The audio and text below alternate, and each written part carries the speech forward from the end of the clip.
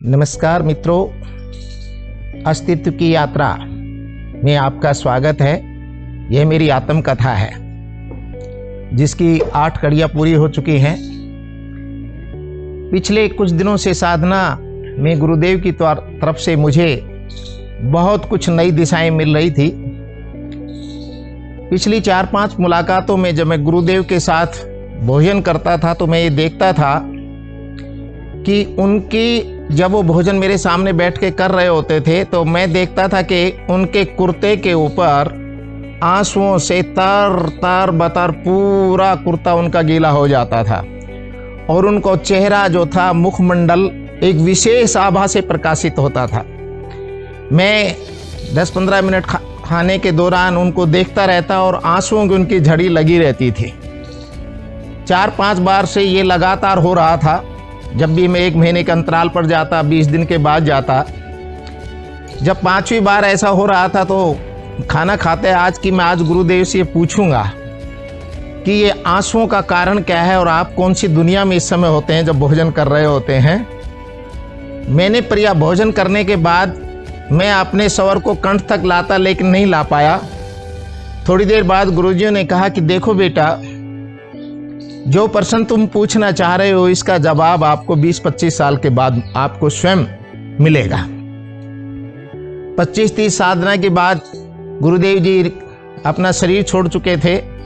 25-30 साल के बाद मुझे साधना के माध्यम से पता लगा कि गुरुदेव जी जब भोजन करते थे तो वो उन ऐसे जीवों से जुड़ जाते थे जो अन्न के अभाव में अपने प्राण त्याग रहे हैं। योगी कहां तक जा सकता है? क्योंकि ये स्थिति जब मेरी भोजन के ऊपर जब मैं करने लगा तो मैनी टाइम्स मेरे ऊपर हुआ और मुझे उस प्रश्न का जवाब 25 साल के बाद मिला। महेंद्र मिश्र एक यूनिक पर्सनालिटी थे। एक ऑफिसर, अधिकारी, आईएएस होते हुए योग के अंदर उनकी बहुत बड़ी सिद्धि थी। पहलावास में मैं जब स्कूल में पहुंच गया हूं तो पहलावास के अंदर जब मेरा पहला दिन था तो मैंने सब टीचरों को ऑब्जर्व किया और नेक्स्ट दिन प्रेयर के ऊपर मैंने एक व्याख्यान किया राष्ट्र को समर्पित। तो सारे स्कूल में मेरे व्याख्यान के साथियों में चर्चा होने लगी कि एक यूनिक टीचर स्कूल में आए हैं। पहले दिन मैं उनके साथ जब रिसीस 40 मिनट की होती थी उनके साथ में चाय पानी के लिए पहले दिन बैठा था तो मैंने देखा कि 40 मिनट के दौरान वहाँ कोई कंस्ट्रक्टिव बात नहीं हो रही थी। इधर उधर की सब बातें यूजलेस टॉक्स थी सारी। अगले दिन रिसीस में मैंने अपनी कुर्सी को एक पेड़ के नीचे डाला और अपने एकांत में बैठ गया, मनन करने लगा। किस दिन छोटी सी कोई पुस्तक उठा लेता था। 7-8 दिन बीत गए तो एक दिन रिसीस में श्री दिलीप सिंह शास्त्री जी पहली बार मेरे पास आए। मैंने कहा कि भाई साहब, मैं तो एकांत में रहने का आदी हूं। आप वो बैठे रहे मौन चुपचाप और इस तरह से दिलीप शास्त्री जी से धीरे धीरे मेरा संपर्क हुआ।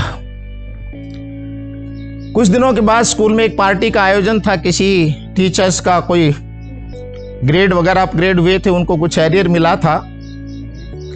1 बजे स्कूल की छुट्टी हो गई। मैंने किसी बच्चे से पूछा आज छुट्टी क्यों हो गई है? उन्होंने कहा कि सर आज स्कूल में पार्टी का आयोजन है, हलवा पूड़ी सब्जी बनेगी, हलवाई आ गया है। मैं शुरू से ही थोड़ा सा क्रांतिकारी रहा हूं, बच्चों के हित में बहुत कुछ सोचने वाला रहा हूं।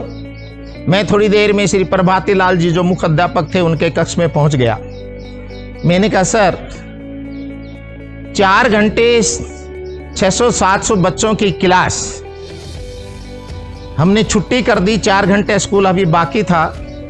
क्या इस पार्टी का आयोजन यदि हम आनंद लेना चाहते हैं तो स्कूल की छुट्टी के बाद भी ले सकते हैं? यह स्कूल के हित में नहीं है, क्योंकि ये जो राष्ट्र है, ये देश है, इन विद्यालयों से ही बनता है।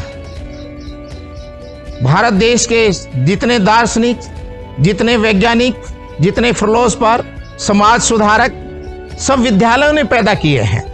और एक अध्यापक का दायित्व चाणक्य की भूमिका में, मैत्रेयी गार्गी की भूमिका में जो हमारी बहनें टीचर हैं, ये अपना रोल निभाएं। इस राष्ट्र को जरूरत है यदि अध्यापक ही वर्ग इस तरह से फिजूल 4-4 घंटे बच्चों का करेगा तो इस देश को दिशा कौन देगा?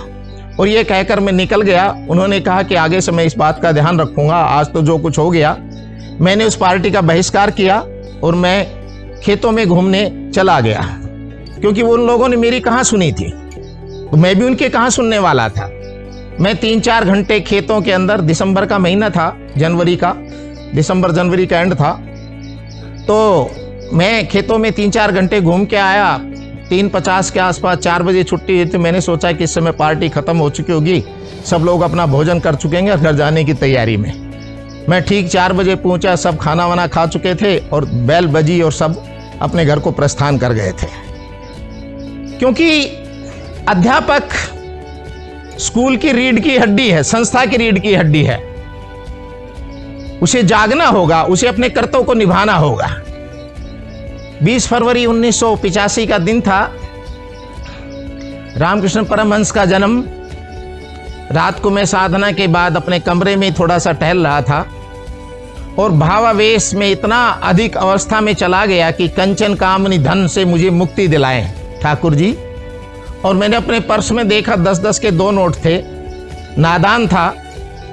रामकृष्ण परमहंस के छवि के सामने मैंने दोनों लिए उनके 2 टुकड़े करके उनके सामने, मुझे कंचन और कामनी से दूर करो ठाकुर।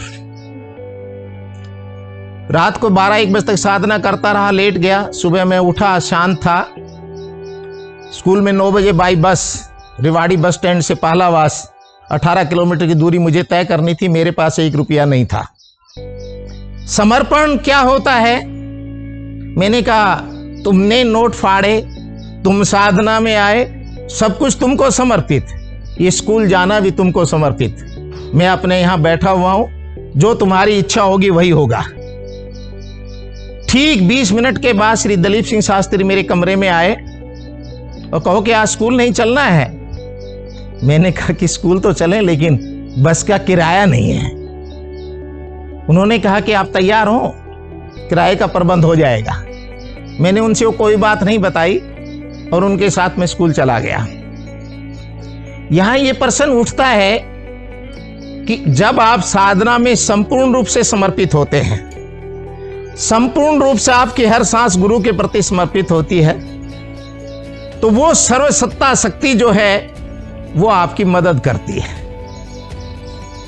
यहां मुझे अध्यात्म में गति मिली कि मैं उस घटना से बैठा हुआ था कि आज स्कूल कैसे पहुंचा जाएगा, लेकिन उस नियामक ने, उस सृष्टि के जो कर्ता थे, वो जो संपूर्ण समर्पण था, संपूर्ण समर्पण, उसके होने के कारण ही शास्त्री जी मेरे पास आए और मैं स्कूल तक पहुंचा।